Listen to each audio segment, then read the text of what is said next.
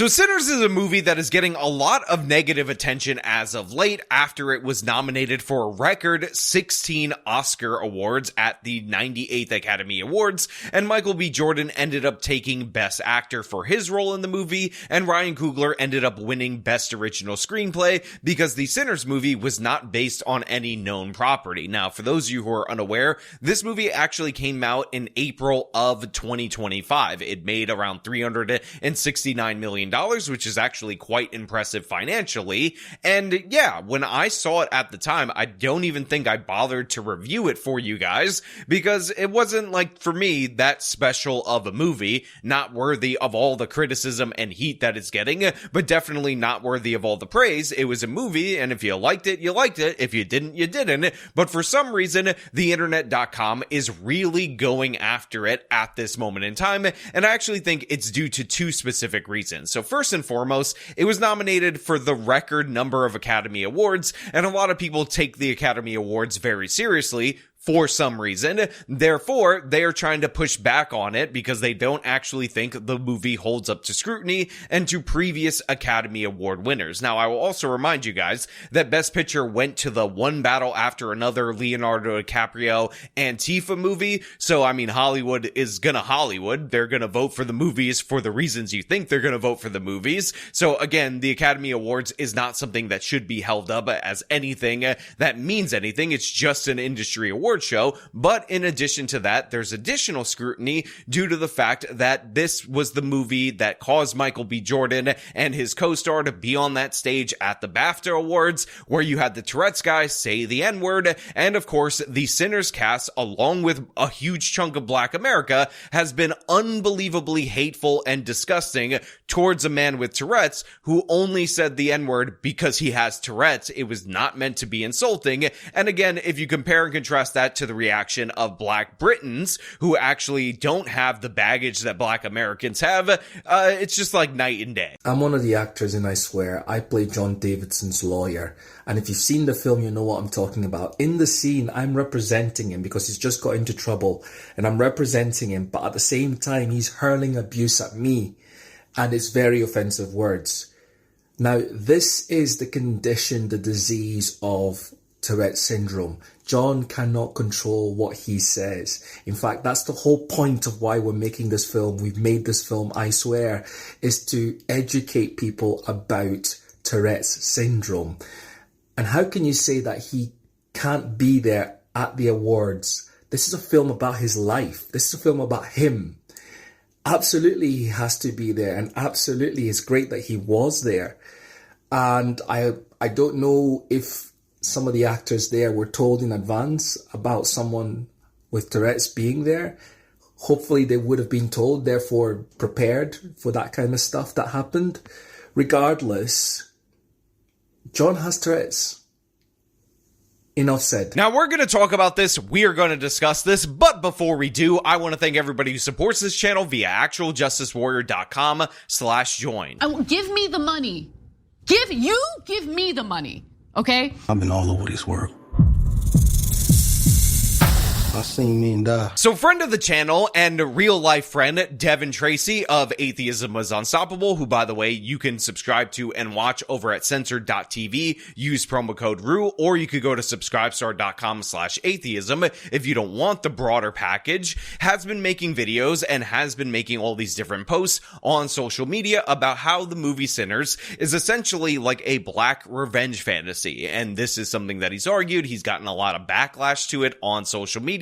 But he has lengthy video series that are explaining his exact position. I can recommend that you guys check them out for yourselves if you want that particular perspective. But I would consider Devin's criticism of like a higher variety as somebody who's actually interested in entertainment and film than the slop that I also see on social media. And a perfect example of this is this post that genuinely expresses complete and utter ignorance about the premise of the movie. So I'm going to read you that post and then we're going to talk about about the movie and why this post in particular would be in the category of bad criticism. So this is from an account called Shaniqua Posting Delusions, and obviously it is meant to rage bait on stuff related to black people. It has 24 million views at the time of me recording this video, and it says this movie is set in 1932 and there's a woman twerking in modern sportswear. How the F did this garbage get 16 Oscar nominations? Now this would be a good point if the filmmakers actually thought that modern black people wearing Nike and twerking existed in 1932 Missouri or Mississippi. Who the hell cares where this movie takes place? But if you actually watch the film, if you actually engaged with the entertainment that you're addressing on social media to the fanfare of millions of people, then you would know that a major premise, in fact, probably the most important thing that makes the movie work in terms of a story, is the fact that according to the logic of Sinners, black music transcends time. It actually links black people past, present, and future. So this is represented to us after it is outright stated multiple times in the film by different eras of black music coming together during the course of this performance. So yeah, the idea that this doesn't make sense because it's a twerking woman in 1932 is just not true. It shows a complete lack of engagement with the thing that you're actually criticizing. But in addition to that, the idea that the Academy doesn't like the idea that black people are somehow magical beings that have a link, the soul link through past, present, and future, you just don't know anything about the Academy. The woke white lefties in the Academy eat this crap up. They love this. In fact, this probably got it at least 6 of their 10 Academy Award nominations, if we're being perfectly honest. Again, think about who you're talking about. The Academy is not some magical board that deems films worthy or unworthy based on merit. They're a highly politicized board that is trying to put forward movies that fit the time so they could be ahead of the curve, even though they miss so many obvious Best Picture winners each and every year that the list has been repeated throughout time. I mean, again, it's just absurd how many times the Academy Awards gets everything wrong. Then again, this post has 24 million views and lots of likes and retweets, so I guess the facts don't really matter in this particular scenario. And by the way, this is about as disingenuous of a post as the many responses to criticisms like the good ones from people like Devin Tracy about this being an anti-white revenge fantasy, where people say, oh,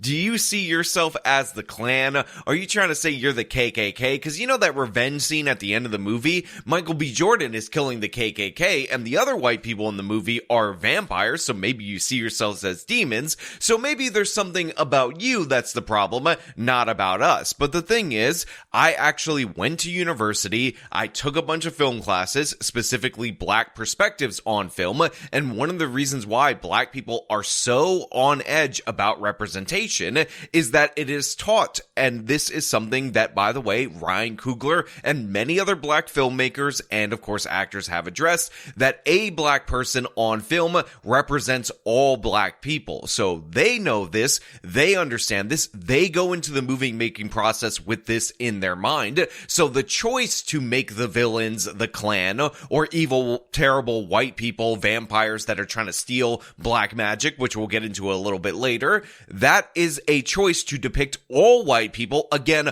according to their worldview. Now, we don't have to choose to see it that way. We don't have to embrace that worldview, but they have expressly embraced that worldview. This is why, despite the fact that Tyler Perry employs a ton of black people, and he's helped many of people go through the entertainment industry, again, with his insistence and his commitment to serving the black audience, you have all these think pieces about how he's dangerous for black people and how they don't like his representation of black people because it is a common thing among black communities and, again, among black movie critics and filmmakers that one black person equals all black people. That's how they view the world. So yes, this is disingenuous as a response as well. But seriously, guys, and I'm going to give the spoiler warning before I get into this, but this is absolutely crucial in terms of viewing and understanding this film, because this movie is in fact a vampire movie. Now, I actually found it to be a really odd and random choice because I didn't watch the trailer for this movie before actually going to see it, that vampires just kind of drop in midway through the movie and then the movie is about vampires all of a sudden. Also, I understand that this is very much like taking inspiration from A Dusk Till Dawn. Everybody relax. But the reason or the motivation behind the vampires, other than being blood-sucking fiends in this particular film, is that the vampires actually end up having a hive mind, and our lead vampire is actually an Irishman that is disconnected from his Irish culture. So what he's actually trying to do is target the musician in this particular movie, turn him into a vampire, so that way he can steal that black people magical musical ability in order to connect with his own past. Now, of course, many people have talked about the Klan subplot where Michael B. Jordan at the end of the movie ends up going renegade against the KKK. Honestly, that is what it is. It is like black revenge fantasy against the Klan. Enjoy it for what you will. It's a slop action scene a la Quentin Tarantino. You guys could just set that aside for this moment in time, because what I'm actually trying to focus on is the main plot for most of the movie. So the Irish vampire, again, is trying to steal the black essence, the black magic, whatever you want to call it, in order to gain his ability. And by the way, the Irish person is also really into music, to connect with his past. And the message of this movie, for those of you who are wondering about whether or not this is some kind of revenge fantasy or some kind of black fantasy, which by the way, it definitely is a black fantasy. It is a black film. The reason this movie made so much money is that it was highly promoted to the black community, who, give them credit, actually came out and supported it to make it the financial hit along with the critical hit that it actually was. But yeah, the message of that is for white people to gain their so-called culture, they need to leech off of and deprive black people of their culture, or assimilate black people into white culture so that they could have their own history. And funnily enough, the Irish vampire villain is actually the more sympathetic group of white people villains in this particular movie, as the Klan ones are obviously cartoonishly irredeemable in comparison to these supernatural fiends. So yeah, a big part of this movie is very much into the black fantasy of this shared connection of black culture all throughout time, even though a lot of black music actually, oddly enough, and I'm sure this was a deliberate choice, by the way, by Ryan Coogler, descended from connections with Irish people and Irish folk music, which is also featured quite heavily in this particular film. And yeah, this is like the most thinly veiled analogy in the history of analogies, or allegories as it would be more proper for a film. Now again, I'm giving you guys all this context because a lot of the criticism of this film, again, is based on people who did not actually see the movie, who are watching one or two scenes in isolation. And again, you taking something out of a film, out of its context, ends up obviously changing how that is presented to the general audience. In fact, again, the tweet I was highlighting actually just had one GIF in it to make it, again, as context-free as humanly possible, unless, of course, there was going to be a still image instead of a GIF in that situation. But that being said, this is not my favorite movie. I don't think that all of the awards that it's gotten are going to be representative of it being memorable in 5 to 10 or 20 years. And if you ask me in terms of like black film, even though this is more of a fantasy than a black horror movie, I would rank Get Out well above this movie, because Get Out is actually funny. Get Out is actually kind of well written, or better written in my opinion. That also won Best Original Screenplay. And yeah, while you could call Get Out racist, just like people are calling this particular movie racist, in reality, I think it is representative of black fear much better than this, which is more of like black fear plus fantasy. And even their fear is kind of a fantasy if you think about it, because while the allegory in the movie Get Out is a black person going to meet his white girlfriend's family, and that being manifested in a horror way that he's basically going to be assimilated into the whites, again, quite literally in that particular movie, this one is, oh my god, the vampires, these blood-sucking white people, who are again depicted as white people in the beginning, they want to steal the black magic from us, and that's because they don't have a culture without us, and they don't have a culture without our culture. And yeah, that's really more of a fantasy and a compliment than anything. And again, compared to the allegorical message in the Get Out movie, which you could read as black fear or like the most racist film ever, depending on how you want to look at it, I just think it doesn't hold up as well. Also, I know somebody's going to point this out in the comments, but Jordan Peele is half white, and he is actually dating or married to a white woman, so his kids are going to be like quarter white, and he's doing that thing where he goes super pro-black, even though, again, he's like doing everything in his personal life to like whiten his bloodline, if you will. But honestly, I give a lot of leeway when it comes to entertainment, and considering it that the black audience, specifically the black American audience, is willing to support these kind of black movies that are more fun than, like a Hidden Figures or The Color Purple or any of these other black movies that are about evil white racism, but meant to be like more serious dramas, then I really have no complaints, because if I'm not interested in the movie, I just don't go see it. But it's not something that's like kind of forced upon you, despite the fact that nobody's supporting it, because obviously black people as a group are definitely coming out and supporting black movies in a way that the left likes to pretend all these other demographics do, but something that is actually pretty damn unique to black America. And this is because if you're like Hispanic or Latino, there's actually plenty of Hispanic based content. There's all this stuff that's done in Spanish that those people can watch. The same is true for Asians. I mean, the Korean and Japanese film industries are absolutely amazing, and I know a lot of Koreans that just want to watch Korean films, and those people never complain about not having enough Koreans in American films. But black Americans don't watch like Nollywood movies, which by the way is the Nigerian main film thing. They watch American movies, so they want to see black American movies, and if they're going to support them, then it is what it is. Now, does every single one need to be an allegory about how white people bad and white people want to take everything from black people? No, but eventually we'll move from this era at some point in time, because it ends up giving the impression that although you're trying to say that white people don't have a culture without black people, every one of your movies are white people bad, and the movies are supposed to represent your culture, so maybe you're actually saying that you don't have a culture without white people, which means the projection or the accusation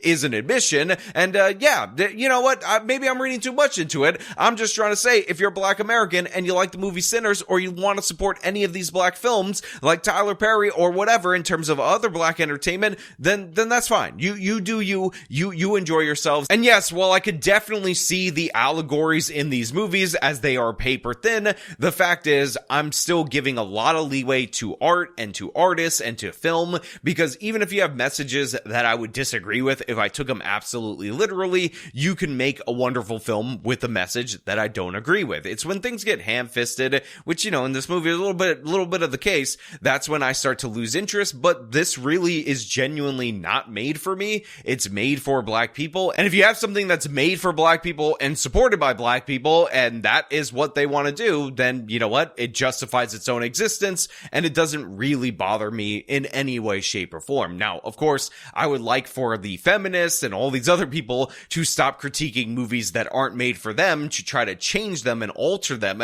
to make them more suited to their taste, only for them to not watch the thing. So yeah, this is like refreshing by comparison. Honestly, it's one of the things that I do actually appreciate about Black America, even though, again, the messages, obviously, whatever, disagree, don't care. That's not the issue at hand. We're setting aside the content of the film. It's the idea that, yeah, in some regards, they do want to work together as a group to have support for their own community. And yeah, that's like positive working together, even if, again, the message or the villains need to be evil, terrible white people. Look, I know some people are going to say that I'm being a little bit too ambivalent about this whole situation, but in reality, I'm just well aware of the fact that black people, on average, have the strongest in-group preference. They also rank white people the absolute lowest. By the way, by contrast, white people rank all the groups equally because black people are significantly more racist than white people. I'm not going to change that with a YouTube video where I criticize a movie that a significant portion of the Black American audience liked. All I can hope for and hopefully encourage, as I've grown up beyond this, hey, let's all be friends and kumbaya, is that black people actually become a high trust minority group, because becoming a high trust minority group is one of the secrets to being a successful minority group. This is something that we see with Koreans, Jewish people, Armenians, Japanese people, some black people from the Caribbean. And again, this would be a good thing not only for black people, but it would also be good for my country, because we're talking about black Americans and I want them to be successful, because again, that actually aids my country. It is not to my detriment. So if I'm ambivalent about this particular issue, that's because I am well aware of the facts of this particular community. And by the way, if you guys don't know how far gone a certain section of this community actually is into their anti-white hatred, there was actually a belief belief that all those black movies that depict evil, bad, racist white people as like slave owners or whatnot among a certain section of the black community, that those movies were actually made as white people power fantasies. So even the movies that were made to condemn white people as evil, bad, terrible slave owners were considered no good for them because they thought it was all about humiliating black people. If you actually believe that movies like 12 Years a Slave were meant to humiliate black people and not to criticize white people, it is extraordinarily unlikely that you'll even be watching this video, and if you happen to stumble upon it, there's no chance you